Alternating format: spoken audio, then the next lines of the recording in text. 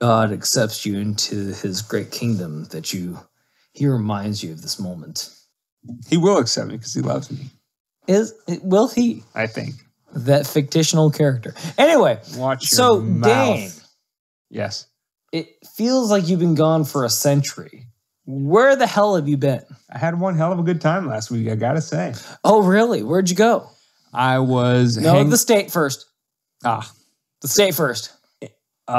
City and state. I was in Rapid City, South Dakota last week. Oh. I left the free state of Florida for the free state of South Dakota. Oh, you left the sandy beaches of South Florida for the mountainous... San Diego? Did I hear you correctly? No.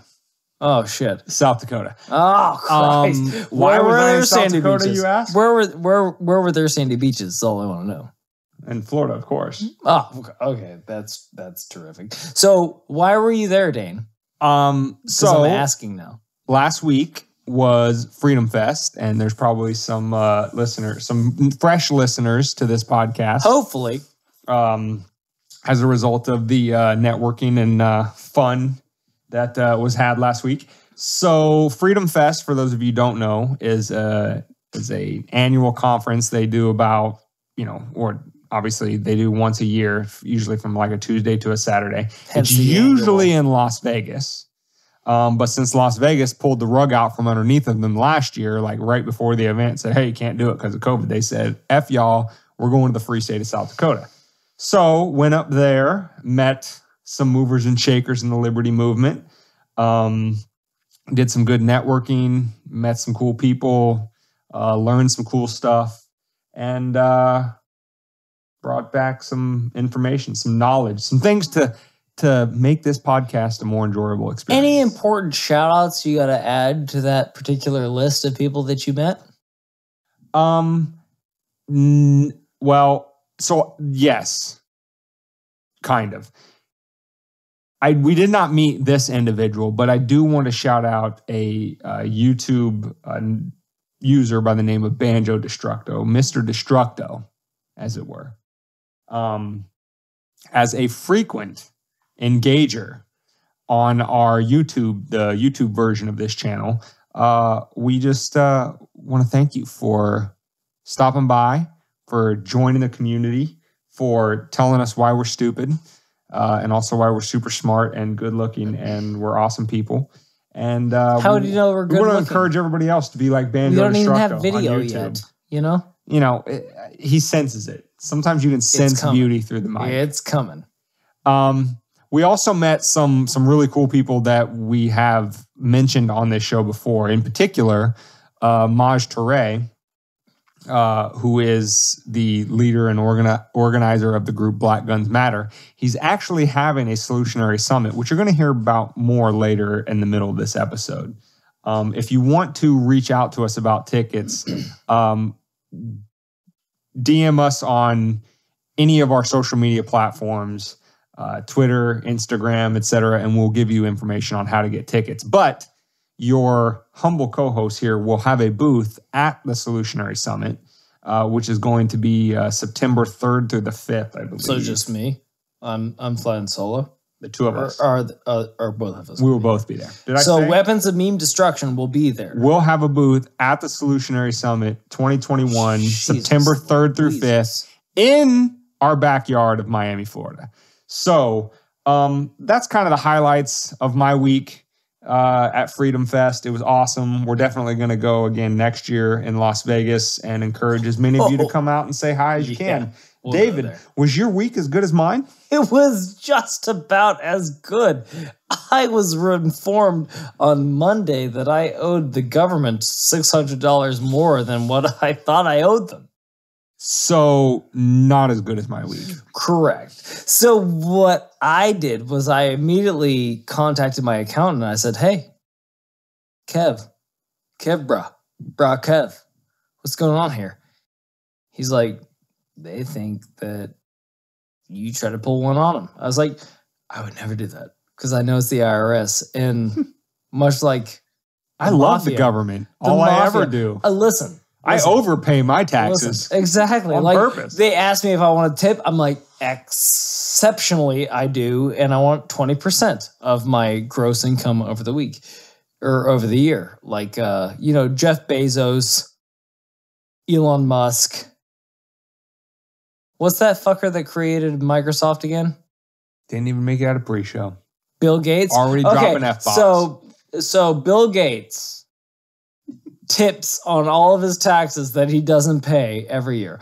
But I owed the government because I said that I did not get my bailout check or stimulus check, as they like to call it. Which, if I remember correctly, that's true. You had not gotten it by the time it was time to file taxes. When I was talking to my accountant, filing my taxes, it had not passed through. But within the interim of me talking to my accountant and him filing them, I did receive my stimulus check for all $600, which was directly deposited into my account, which I'm not sure. We'll get into the legalese later. But anywho,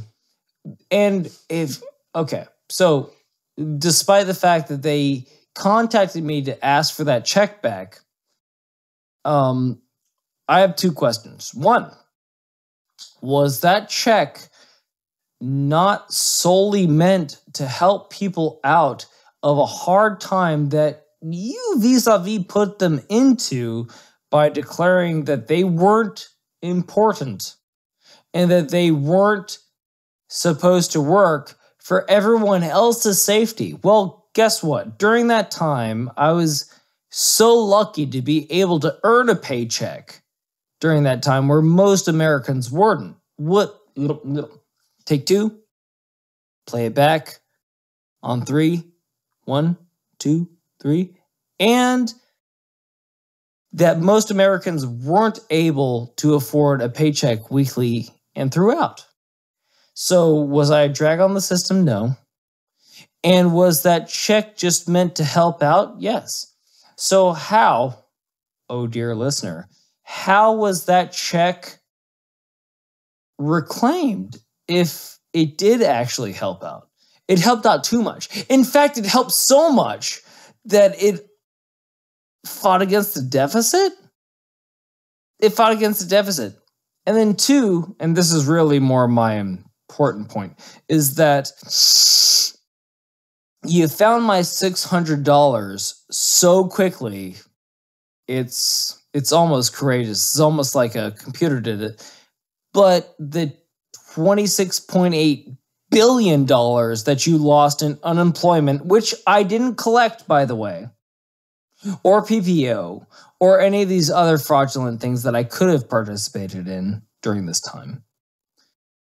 I didn't participate in that. I held myself up by my bootstraps and carried on and made a slight mistake. You didn't want to help me out, but just sorted that $600 out real quick, but can't find the $26.8 billion. Well, dang. I mean, I think you're doing yourself a disservice, David, because I don't even think that you, quote unquote, made the mistake. I don't think any mistake was made by either party necessarily. You said at the time of the filing of your taxes, hey, I have not received my $600 check that I was entitled to per, whatever stimmy package. And in the interim between filing your taxes and later, that $600 check did come in, and they said, whoops, you got your $600 check, give it back to us. What if I had listened? Is basically the Cliff Notes version that I took away from What if I had listened to their order? Yes, exactly, Dave. Okay. What if I had listened to their order and stayed inside and not gone out and afforded myself some money through work? You mean if you maybe that $600? Maybe that $600? Yeah, maybe if I would have collected some bills on their dime. Or option B, maybe I couldn't file employment. I didn't want to be a drag of society. And I just figured I saved enough. I'll make my own way. And then all of a sudden, bills got a little cramped. And I was like, $600? Cool. That helps me out with that rent that year, that month. Well, David, that's awesome. your problem. don't ever play by the rules. Oh, that's it. Where you mess up. Oh, shit. That's what I've been doing wrong, is playing by the rules. God knows they don't. Because I don't have lawyers that can get me out of situations, that I can pay them an endless amount of money to where I can create fraudulent charges. So as we jump into this episode, I think that we're going to be left with this from the pre-show. You didn't have your week wasn't so hot last week, was it, David? But it was better because you had a hot week. Half of this podcast had a good week, and the other half not so much. Well, yeah, but that seems to be the nomenclature for this particular environment. You're up, you're down, you know. You gotta spend money to make money, champ. Moving on. Roll with the punches. All right, well, we were all trust and believe. By the way, trust and believe when this next stimulus package goes through, we are applying for $100 million. Yeah, that's not even a real. That's not even a real amount. But we are applying for it in PPO, and suck my left toe if you're going to get it back. It's very PC of you. So, with that being said, I think we're jumping in.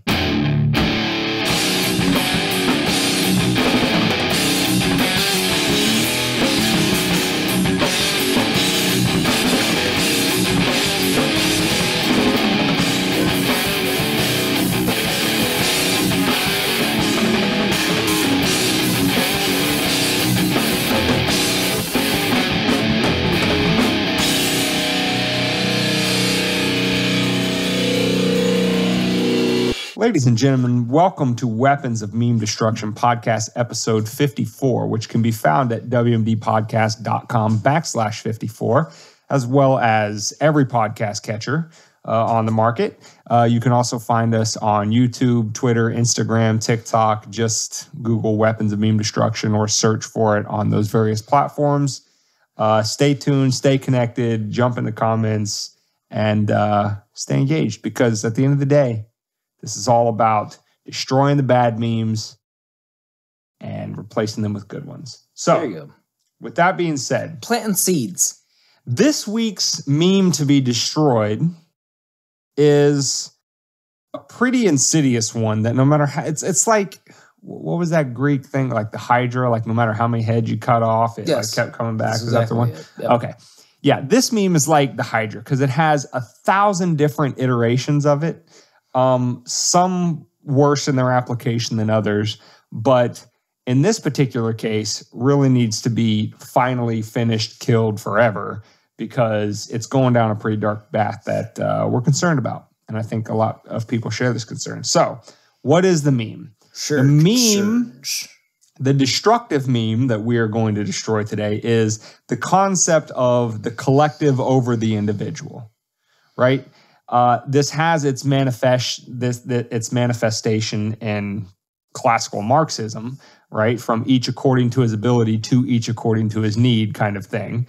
And the idea is that in a society, the individual is subordinated to the collective because, you know, the collective is just more important. And it's been McDonald's fast fooded into what the media is telling you is what your side should agree, right? Yeah, I mean, yeah, the media is definitely on the side of this meme that we aim to destroy because, again, if they can get you to subordinate your free will to that of this nameless, faceless mass of your neighbors and friends, Romans and countrymen, they can pretty much get you to go along with whatever the hell they want. And that's why it's so destructive, and that's why we aim to destroy it. Now, we want to replace it with the idea of the individual over the collective, personal sovereignty, self-ownership, those kind of principles, because we think that that will lead to a more freedom-maximizing society and philosophy that will, you know, lead to more human flourishing and a little bit less individual destruction. So come along, won't you, on this journey of the trials and tribulations of freedom within the COVID society. Exactly. Now, how is this meme playing out in the time of COVID? Well, you can see it very clearly in the concept of, and I'm going to define this term vaxx-Nazis because I'm going to say it throughout this episode because I think this is a very real mentality that some people have. Some might say. I've proved Godwin's law within the first 15 minutes of this episode. Some might say that you're being too heavy-handed. Dane, Shame on me. How could you possibly equate the people that just want the health of all the individuals of this entire globe? How could you ever equate them to somebody that wanted to wipe out an entire society for not following a simple rule? Well, the short answer is, if you would have asked any Nazi in 1930s Germany, is that the idea of the individual subordinated to the collective was a very prescient idea. It was the fatherland is the most important thing ever, and everything we do should be to glorify the fatherland. And by doing that, we all become stronger. Like, that's a fundamental concept underlying Nazism. And that's not too far removed from what the vaxx-Nazis are doing. And I promised the definition, and here it is. So the people, there's basically three classes of people. There are some that are COVID vaccine skeptical. That's one.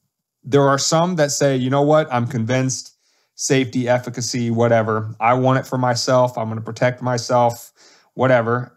And that's all they treat it as. It's a personal medical decision. They want it for themselves, but they don't care about pushing it on other people. That's one group.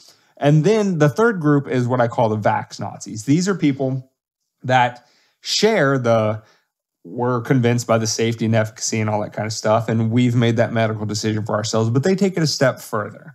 They say, you need to be forced to make the same medical decision that I made. Whatever my reasons are for making it and whatever your reasons are for not wanting it, those are invalid, while mine are valid. You need to be forced to make the same decision I did. That's what I mean by vaxx-Nazis. So not those in the middle that chose to do it and just want to leave everybody else alone, but those that affirmatively chose to do it and say, now that I did it, everybody else has to do it too. Those people are the ones that we want to target with this episode. I mean, what age were you when the first time you came home that you got in trouble, that somebody ratted on you? It was like, we heard you were down by the pond drinking beers, and you shouldn't have been drinking beers. Well, Steve was drinking beers. Well, if Steve jumped off a bridge, would you do it too? That's one of the first narratives of parenting that you get. It's so ridiculous. Like, if somebody got a shot in their arm because they were scared, would you get a shot in your arm if you were scared? Like, and just, again, I get that the heat of the moment gets a hold of you and that they're telling you that this thing is the next, flu. No, not flu. It's definitely not the next flu. It's the next Black Plague. Bubonic plague. Yeah, right. It's like, this is the next bubonic plague, even though it's been here for a year and has not wiped out even a third of Europe's population, let alone the world. Even a third? That would be a lot of people. Well, you're poo-pooing that number. That would be a lot of people. Well, the bubonic plague did that. I know, but there were a lot less people back then. Were there? Yeah. Shit. We've been like catching up. We've been catching up. So why are we even concerned about the corona? Like, just keep fucking, guys. Let's keep going. Let's outbreed this pandemic. You're going to have a lot. Anyway, if you keep the F-bomb up, you're going to have a lot of apologies to Grandma at the end of this episode. I will not apologize to Grandma. Grandma loves it. Grandma wants more of it. Grandma's like, you know what? You don't say it enough. Anyway, all my point being is that I've lost my point. But that's not the point. The point is that we don't know what this thing is. We're too close to this thing to really know what it is. You can't see the forest for the trees. Therefore, when you say that you adhere to the science, well, guess what? Science takes years to do, which how many times have we said this on this podcast? Like, how many times have I said this on this? I feel like I'm a broken fucking record right now. By the way, 4. Anyway, moving on. I feel like we keep saying the same things. Like, we had an episode not too long ago telling us that we kind of called the shot and they hit the shot. Like, You didn't have the right things in place. We didn't correct the numbers, and now things are getting out of control to where it's becoming political instead of just whether or not it's right for you. And Dane, that's where I hand it over to you. Okay, so here's the general outline of where we're going with the rest of this episode, and then we'll break it down point by point. Is first of all, the vaxx-Nazis are not being genuine. They're disingenuously misrepresenting the other side of their argument. Get out of here. And that's problematic in and of itself. This might be the first time in history. Second thing is that on their own terms, their argument doesn't even make sense. And finally, what we'll get into to conclude the episode is that even if we're wrong about the first 2 points and everything they say is absolutely right, and therefore we take their conclusions about what should be done about it, in stride, then whether or not we trust what their conclusions are, it's a rather important point to say, okay, are you willing to apply those conclusions to yourself? You won't be surprised to find out that they're not willing to do that. In which case, you should view what they're trying to do with a fair amount of suspicion. So, wait, they want to elicit power while they're in power, but they don't want to. Yeah, that's kind of the whooping war for this whole thing. Is it really is about power? Oh, yeah. So on to the first point about mischaracterizing the other side. So the vaxx-Nazis will say, and this is their new favorite term, is they will say anybody that disagrees with them are quote unquote anti-vax. Now, that on the surface, your ears should perk up, because to be anti-vax is to say like no vaccines for anything ever, right?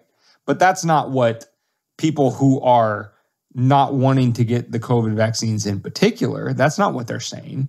They're not saying don't vaccinate me for anything else ever, chicken pox, tetanus, et cetera, et cetera. They're just saying I don't want the COVID vaccine because I haven't been sufficiently convinced of safety, efficacy, whatever. How many lines of protesters have you seen outside of vaccination clinics? How many lines of people holding up signs saying, don't get the vaccine is pharma, the vaccine is... You haven't seen any lines of protesters. I mean, I'm sure there are some, but you're right. It's not this... Not outside the clinic. It's not a huge thing that I've seen all over everywhere. You're right. Yes, it's not a massive movement of like... So no one's stopping anybody from getting vaccinated that wants to get vaccinated. Correct. Which, lends to this first point of that the vaxx-Nazis are being disingenuous to the other side. They're not engaging with the other side on the other side's terms. So when the other side says, listen, I'm not convinced of the safety and efficacy, or even if it is safe and efficacious, I'm in a certain population that's not at risk. I'm young, I'm healthy, strong immune system. I have a less than 1% chance of having severe complications from COVID. I just don't want to do it. Whatever those reasons are, or option B, those reasons are not, broadly speaking, quote unquote, anti-vax. It's just saying this particular vaccine doesn't make sense for me medically, so I'm just not going to do it. Those are two completely different things. Or option B, I'm not going to listen to a corporation that's been around for hundreds of years telling me that the next shot that they have for me is for my general well-being, where that same corporation has had myriads upon myriads of legal trials against their, other medications. So maybe I don't know. I don't know. Maybe I shouldn't trust the big pharmacological company, i.e., Purdue Pharma. Maybe I shouldn't trust them implicitly with my health. Right, which gets into the third point, and we'll get to that later. Soon. But the anti-vaxxers, by saying, well, if you don't want to get this particular vaccine, then you're just anti-vax in general. The reason why that's disingenuous is because if you were to engage with the other side on their own terms, what they're really saying is, I am pro-freedom, freedom of choice, my body, my choice, right? Regardless of all of the scare tactics that you use against me, I have decided, based on the information available to me now, this is what the person who doesn't want to get the COVID vaccine is saying. Based on the information available to me, I just don't want this one particular vaccine. That is not anti-vax. That is saying I don't want this one. That's saying, like, let's just use another example. So HPV, right, is a virus that affects women much more harshly than it affects men. Does it affect men? Does it affect men to the point of zero? No. Men can get throat cancer, or they can get other sort of issues from HPV or whatever. But what is Gardasil, the main vaccine for HPV? Who is it mainly marketed to? It's mainly marketed to young women, and deservedly so, because they have the highest risk of complications from HPV. So if a young male says, well, I'm not going to get the Gardasil vaccine because I'm not as high risk, or whatever the case may be, nobody would say that that individual is anti-vax. He's just saying, based on that, I don't need it, whereas maybe a young female would. And the same thing applies here. If a younger, healthy, strong immune system person says, COVID vaccine doesn't make sense for me, I'm not doing it, you're not anti-vax. You're just saying, my body, my choice. I don't want to put this into my body. It's an experimental drug, all of the other kind of things that go along with it. And if you engage with them on those terms, then you're acting genuinely. But the vaxx-Nazis are not interested in acting genuinely. You're looking at me. I'm going to bring up one case study, and you're not going to be happy with it, but Roe v. Wade. It literally flips this entire argument on its head. The same people that are saying that you have the right as a woman to do whatever you want with your body goes against what the other side says, that says that that thing in your body is a life. So now we're at a fulcrum. We're at an impasse. So you're saying that a woman's right to choose is paramount, but a human's right to choose is subjugated to whether or not it affects your life. I'm sorry. I've missed the connection. I've really missed the connection. I can't go from a cellular unit is murdered to grandma might die, which she probably, if we follow the numbers, again, to bring it back to the science, which you guys keep proclaiming, everybody that dies of COVID, or to this point, has died with 2.8 comorbidities, which means that around 3 other things would have killed that person within that year, aside from COVID. And if you want to really digest this thing, go back to our, what episode was it that we were on the tour of the correctness? I think it was 52 or 53. You just keep talking. I'll find it. All right, find it. So anyway, what we're saying is that COVID is the new fad, per se, but it's prevalent on everybody's minds. But what they'll do is they'll use the same nomenclature and the same arguments that the other side, that just 2 moments ago they were using to defame the other side. How dare you tell a woman what she can and can't do with her body? Fast forward to COVID, you have to inject this vaccine into your body, i.e., no, that baby has a right within your body. Fast forward to COVID, you shouldn't have to put anything or let anything harbor itself inside your body that you don't want. So there's this dichotomy. So all we're saying is that this is the perfect mirror for himself, for each other's side, that could ever have been created ever. And Dane, I hand it over to you with that volley of a salvo. So, what the episode David was referring to was episode 51, which is titled "The COVID quote We Told You So" tour rolls on, where we talk in that episode about how some unintended consequences flowed from some of the lockdown measures and things like that, which were completely anticipated, and we called them long before they actually happened. But here we are. But I think the kind of parallels that David is tying between this concept and abortion, I think, are apt because, again, if we take, generally speaking, not that all vaxx-Nazis are pro-choice within the context of abortion, but let's just assume for now that they are, right? So they would say, my body, my choice or whatever, but they conveniently leave out the fact that there's a third party involved there, which is the baby. Now, they might say, well, it's just a fetus, it's just a clump of cells, it's not really a human being, whatever the case may be. Okay, that's fine, but that's just their definition. Now, the pro-life person in that context would say, yeah, but your body, your choice is implicating the life of another individual. We're not going to get into the morality of those two things and whether that's right or wrong for the purposes of this episode, but you have one side saying, well, worry about the other life, and the other side saying, it's not really life, doesn't really matter, whatever.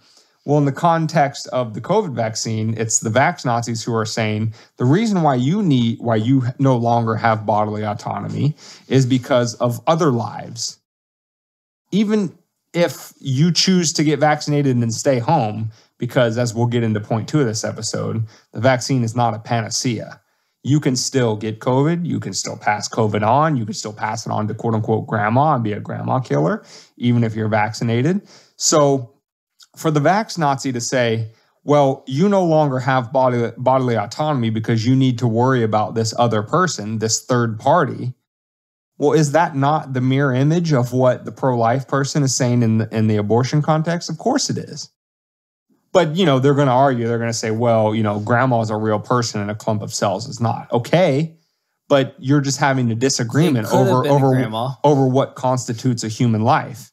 At the point of fertilization and you have a zygote, you have all of the necessary genetic material there to be a human life.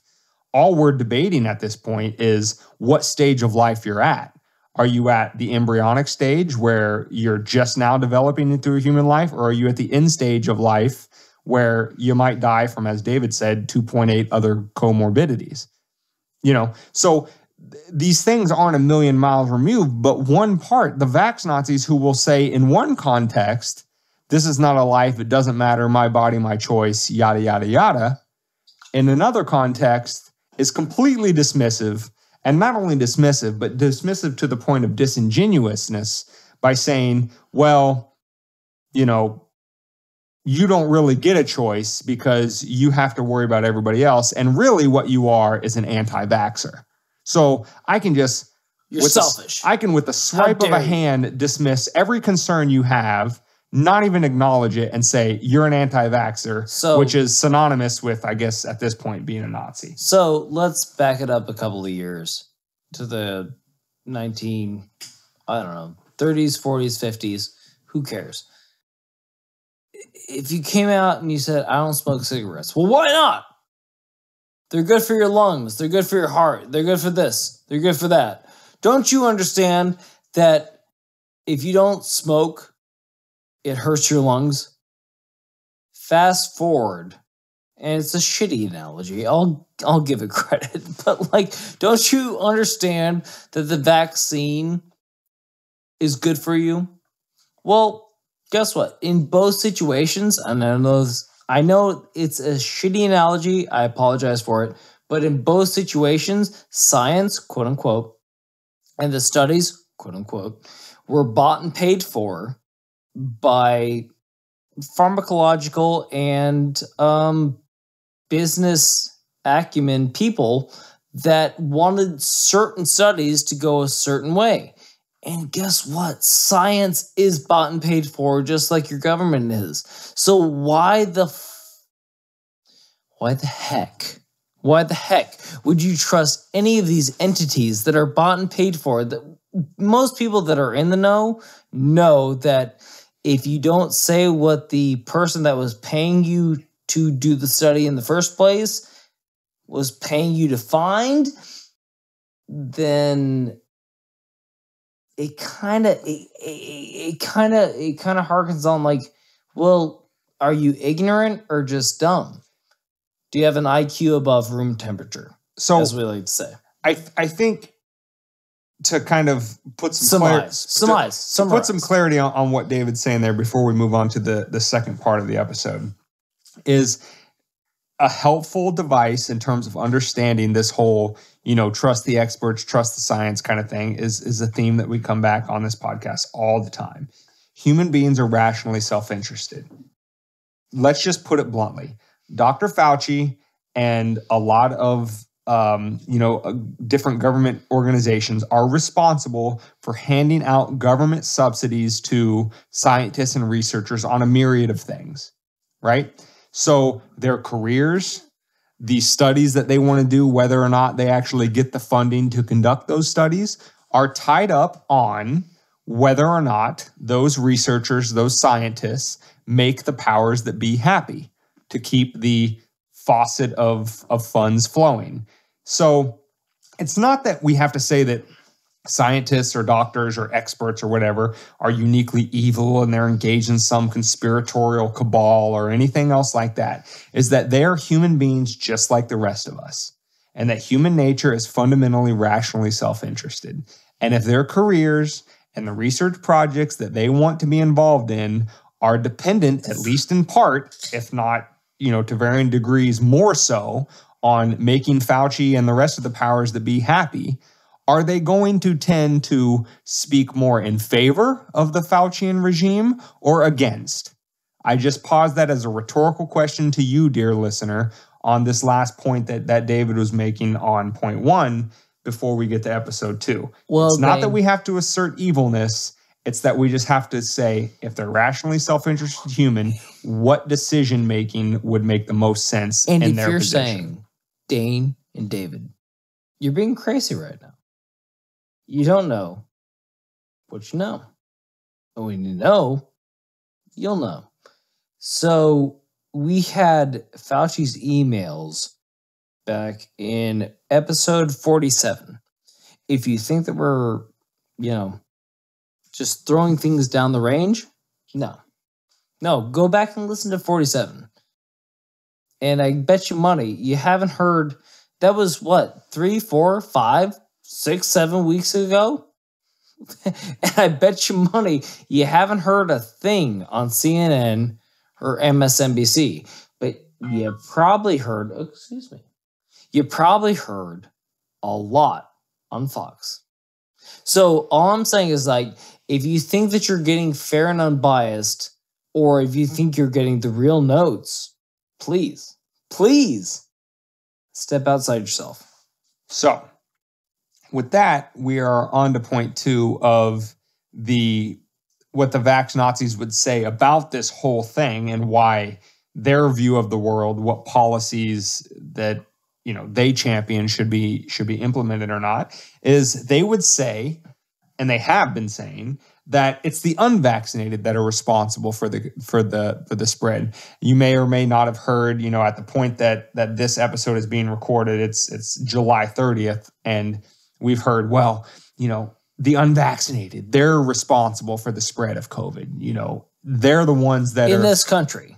They're the ones, their irresponsibility, their stubbornness, that's the reason why it's being spread.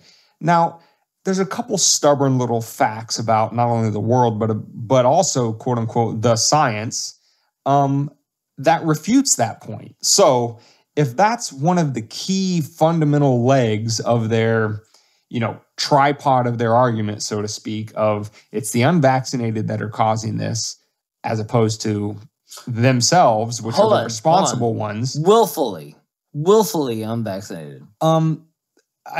I'm just going to present to you a couple little data points. And this runs the gamut of the mainstream media. I do obviously want you to pay attention to the sources that this is from. And I'm just going to run through it real quick. And we're going to link the articles at wmdpodcast.com/54 so you can read them for yourselves. Is We have an article from CNN about a cruise ship where 6 passengers have tested positive for COVID. 4 of those 6 are vaccinated and 2 unvaccinated. Now, I know you might say, well, that's anecdotal and that's one experience and et cetera, et cetera. Well, we're following the science. At the same time, do the vaxx-Nazis not give you one anecdotal example of a young, healthy, 30-year-old individual who got really bad COVID and was in the ICU for 20 days? They use anecdotal experiences all the time. If you look at the data, young, healthy 30-year-olds are not at high risk for this with, zero comorbidities. They're not at high risk, but they can always cherry pick and pull one example where it's worse. Well, what's good for the goose is good for the gander. I have this one example published by CNN, right? Not exactly a bastion of right-wing extremism, that says that on a ship where 6 people tested positive for COVID, 4 were vaccinated, 2 were unvaccinated. So based on this story alone, you are twice as likely to get COVID with the vaccine versus without. Now, if that claim seems ridiculous to you, then all I would say is examine the same claims about the young, healthy 30-year-old with no comorbidities and no other health complications getting sick. If I may. What's good for the goose is good for the gander. Can I apply for CNN right now? Article 1, 2 to go. Yes. Can I apply for CNN right now? Well, guess what? How can you prove that the 2 unvaccinated people didn't get the 6 vaccinated people sick? Can't. Boom. Therefore, we'll come up with the headline, 2 unvaccinated people get 6 vaccinated people sick on a cruise ship. Therefore, just like you also cannot prove that people that go into the hospital actually go in for something not COVID related and catch COVID after they were already admitted, which, according to a recent leak of information from the National Health Service over in England, I believe it was like 1/3, or maybe it was as high as 1/2 of the people who were COVID patients actually were admitted for something non-COVID related and got COVID while they were in the hospital. So just like I can't prove that the unvaccinated on this ship didn't infect the vaccinated, you also can't prove how many people are getting COVID in the hospital without being admitted for having COVID in the first place. So all I'm saying is, it cuts both ways. There's anecdotal evidence everywhere. The other side, instead of indicting the other side, maybe make sure that your facts are correct before they come back with their rebuttal. But, I'm sorry. All you have to say for their rebuttal is that it's fake news and then just defame the person that gave them their information. That's all you have to do now is just say, it's fake news. Oh, no, that's not the B. Oh, well, that's clearly a Republican website, so I can't even take that as being even plausible in my argument. Therefore, you're wrong. Get the shot in your arm. Let's go.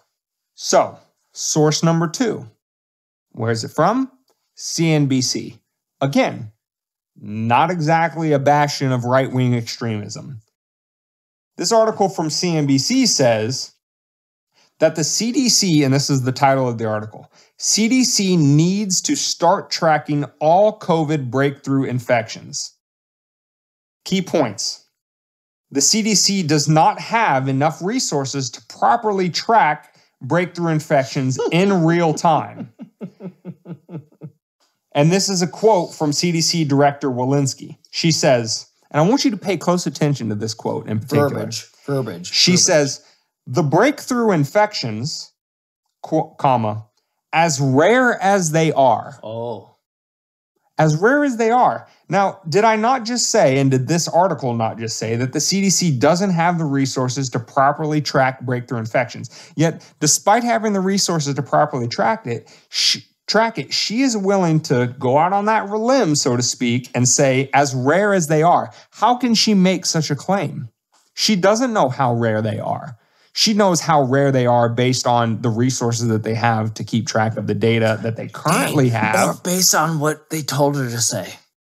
But how dare I? Excuse me. She can't say we absolutely know with definitive proof that breakthrough cases are absolutely rare, because in the same article, the CDC says they don't have enough resources to properly track it. But to continue on with her quote, so as rare as they are, quote, breakthrough infections have the potential to forward transmit with the same capacity as an unvaccinated person. So, in one article from CNBC, that super right-wing, white nationalist publication at CNBC, the CDC is saying we don't have the data to track breakthrough cases in vaccinated individuals, but we're saying it's rare. But even as rare as it is, they have the same capability of transmitting the disease to other people as the unvaccinated. But then, those are some very, very serious admissions by the vaxx-Nazis. If we're following, quote unquote, the science, what do we have to take from this? They said that if you get the Moderna vaccine, you have a 95% chance of not catching this shit. If you get the Pfizer... Not catching it or spreading it? Not catching it. Not even getting... You could walk through a sea. You could swim in COVID and not get it. You could swim in COVID. And as long as you had a snorkel and a mask, 95%, you're good. Could you eat a soup bowl of COVID? Maybe, if you were just so brave enough.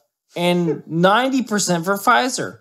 And, there's this non-mRNA vaccine that's called Johnson & Johnson. But if you get it in your arm, you'll have a 66% chance of not getting it. But at least you won't die if you do get it.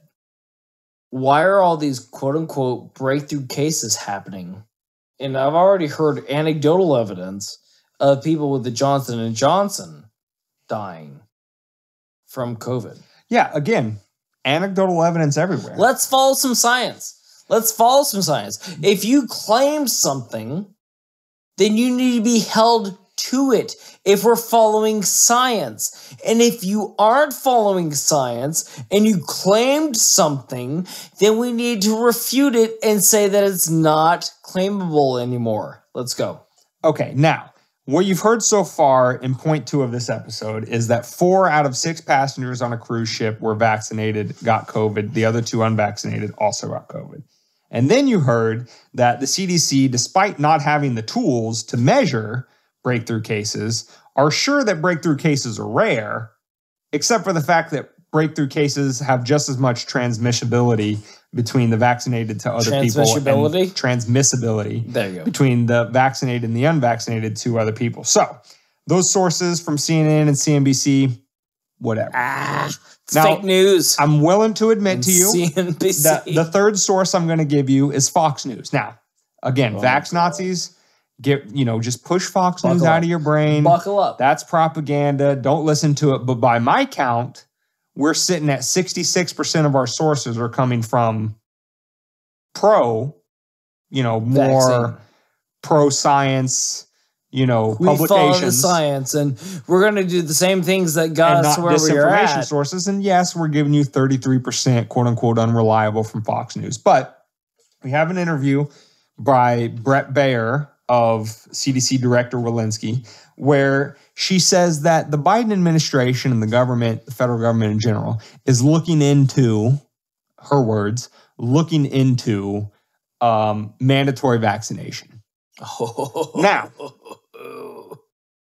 again, maybe this question is rhetorical to you by now, dear listener, but based on the other 2 articles and information that we shared, why would the CDC director saying that they're looking into mandatory vaccination? We just laid out for you one anecdotal case where vaccinated seem to be more susceptible to getting the virus than the unvaccinated. Again, anecdotal. And then we gave you another case where the CDC says, yeah, it's pretty plausible that the vaccinated are spreading it just as much as the unvaccinated. And this is a key argument to the whole mandatory vaccination, vaxx-Nazi debate is the unvaccinated are responsible for the spread. They're responsible for rising cases. They're responsible for rising hospitalizations. It's not the vaccinated's fault. So we must implement mandatory vaccinations to make sure that we stop the spread of the virus. Dang. I ask you, based on the articles that we just told you about and we'll share at this episode on the website, why would mandatory vaccinations make sense in light of the information that we have? Dane, have we ever said on this podcast, follow the money and you'll find the problem? Have we ever said that on this podcast? Once or twice. Maybe a couple of them. We've intimated And it. it's heavily...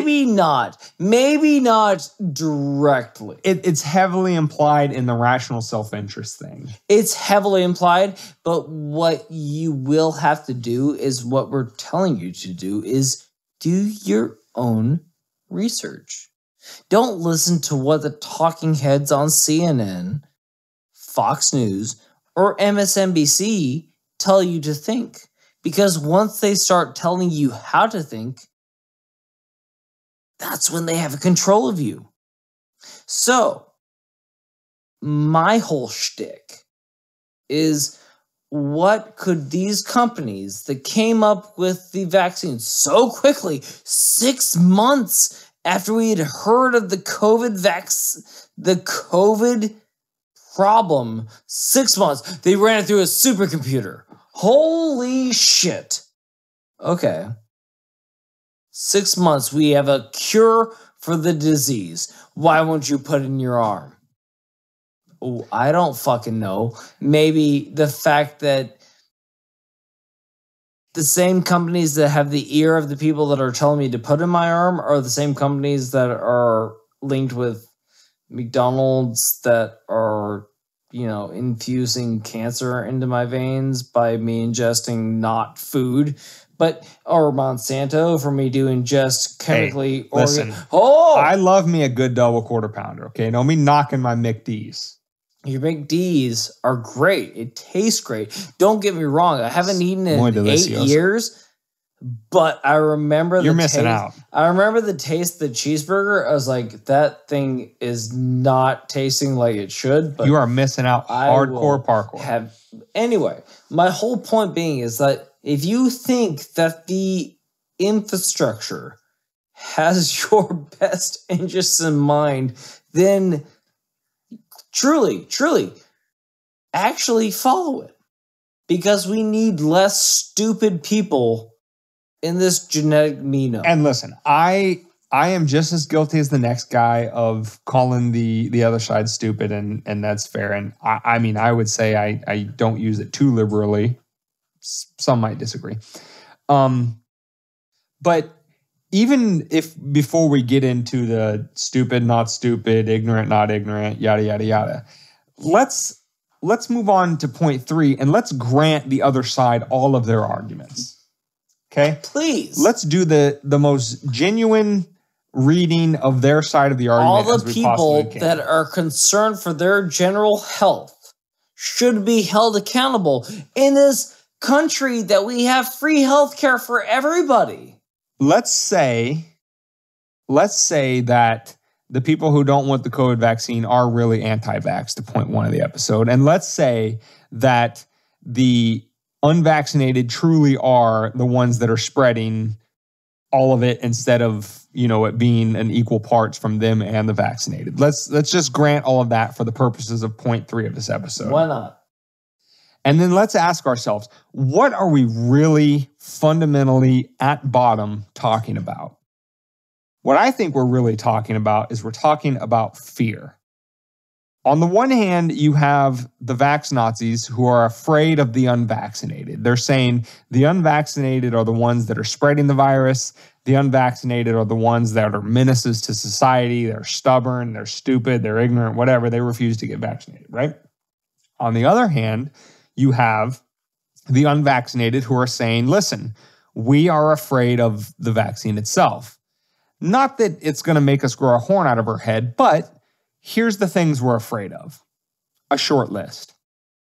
the pharmaceutical companies have gotten granted liability from having to pay damages if there are some long-term consequences. This is a relatively new technology that doesn't have a whole lot of testing outside of, the COVID experience. It was rushed through. It's not as of today, it's not currently fully FDA approved. It only got emergency use authorization. All of these things, the unvaccinated will say, this is why I have concerns about me personally getting the vaccine. And they do their cost-benefit analysis. They say, I'm young, I'm healthy, all of this other kind. That's why it doesn't make sense for me. The juice isn't worth the squeeze. The risks aren't worth, the protection. Now, if the two sides were talking to each other in a genuine form, the vaxx-Nazis would say, okay, I understand your concerns about the vaccine, and let's discuss it. And the unvaccinated would say, I get why you're afraid of me being unvaccinated. Let's discuss it. But that's not happening. Instead, what you have is the vaxx-Nazis asserting, without any sort of proof, is saying, my fear of you as an unvaccinated person is more valid and needs to be respected in terms of public policy, i.e. forcing you to get vaccinated, needs to be respected more so than your concerns are about the vaccine. And so we would ask humbly, dear listener, if you would ask this question of, if it's fear versus fear, whose fear is more important? Whose is more valid? And who gets to make that decision? Now, the vaxx-Nazis would tell you Dr. Fauci and the rest of the regime are the ones that get to make that decision. They're the ones that get to say the fear of the unvaccinated is more justified, and that's why we need to, up to and including, force mandatory vaccinations. But short of that, what are the vaxx-Nazis saying? They're saying, all right, Mr. Unvaccinated or Miss Unvaccinated, if you want to be stubborn, that's fine. We're not forcing a needle into your arm, but don't leave your house until you do. That's their panacea conclusion to not being tyrants. All right? Well, if their fear is of the unvaccinated, then why can't the vaccinated just stay home themselves as well? That seems to be the most simple, non-civil liberties abusing explanation or policy position. The vaccinated can stay home just as well as the unvaccinated. So why don't the vaccinated, the vaxx-Nazis, apply their own conclusions about how to keep themselves safe from the unvaccinated, right? Alleviate their fear. Why don't they apply it to themselves? They said, I got the needle in my arm. I want to go to this concert. I want to go to this restaurant. I want to live my life. I want to get my freedom back. But the more simple solution, if they're the ones that are afraid, is for them to stay home themselves. No. But they don't apply that conclusion to themselves. And that's why you should be suspect about what they're really after. And what we maintain is that they're really after power. And that's why you should be concerned of anything they have to say from a public policy What I will say is that for the most part, all the people that are on that side don't know they're arguing for power. Even though they argue for everything you brought up within that long diatribe. It was. It was a little lengthy. But what I will say is that those people that want people to get this shot in their arm, if you follow your science that got you that shot in your arm, you shouldn't have anything to fear from the people that don't get the shot in your arm. Now, that I'm not saying that, and again, to the people that evoke the right to not get the shot in their arm, I will remind you that freedom is the freedom of choice. It's not the freedom of consequence. If you do get the COVID if you don't get... If you choose not to get it. Correct. If you choose not to get the COVID vaccine and you get hit hard with COVID, well, guess what? It's kind of on you. It's like that freedom of speech. You're free to say whatever the fuck you want. But you're not free from the reprisals that come from what you say. So that's all I'll say. It's like freedom is very simple. You're free to do what you want until it infringes upon another person's rights to freedom. That's period. That's it. So to extrapolate it out, you can't force a person to get a vaccine, but you're not forced to feel sorry for the person that chose not to get the vaccine that has a bad outcome. Right. And the vaxx-Nazi would say, well, if you're unvaccinated and you get COVID, you don't have quote unquote freedom to spread it to others. But, we have beat that horse to death in terms of points 1 and point 2 of this episode is that, yeah, just because you have a vaccine doesn't mean you're not spreading it to others. You want to go woke? Even the CDC admits that. You want to go woke? How dare you use your American privilege that has an abundance of vaccines for people's arms, whereas most of the world doesn't have any vaccine that is coming to them anytime soon. So why would you blame the Republicans for the spread of the Delta variant when it didn't even start here? It started in other countries and found its way here. So, you think that you telling everybody else that it's the Republicans not getting the jab when you know for a fact that it didn't even start here? It didn't say, hey, you know what? The Republicans aren't getting the jab. I'm totally for a bigger government and more regulation, so I'm going to infect only Republicans. Here we go. Well, and here's the thing I just want to conclude point 3 with is, listen, the status quo ante of the world before COVID was freedom. In America, at least. I'm focusing only on America. Is that you had freedom of movement, you had freedom of association. Those are kind of the two big ones when, the vaxx-Nazis argue, well, if you don't get the jab, that you need to stay home. And if you're going to upset that status quo, whoever is arguing to do that has the burden of proof for why that is justified. Now, we've laid out in points 1 and points 2 of this episode why they haven't justified it, but even just sticking with point 3 of saying, all right, you're afraid, they're afraid, whose fear carries the day? Well, the vaxx-Nazis are the only ones who are saying, we're trying to upset this whole thing. We're trying to say, if you don't get the jab, you need to stay home. We are changing the status quo. We are, as the title of this episode suggests, we are creating a COVID caste system in America, where if you get vaccinated, you're a full citizen. You get to do whatever you want. Concerts, restaurants, everything's open to you. If you only get one of the 2 jabs you need for Moderna and Pfizer, you get half of that. Can we simplify it? And if you get no vaccination at all, you're a third-class citizen, and you don't get to leave your house, you don't get to go to concerts or restaurants, etc.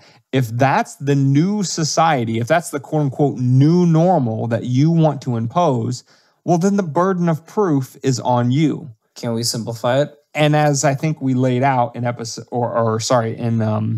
in points 1 and 2 of this episode, the burden of proof has not been carried. Can we simplify Your it? fear is not more important than the fear of the unvaccinated of the vaccine. Can we simplify it?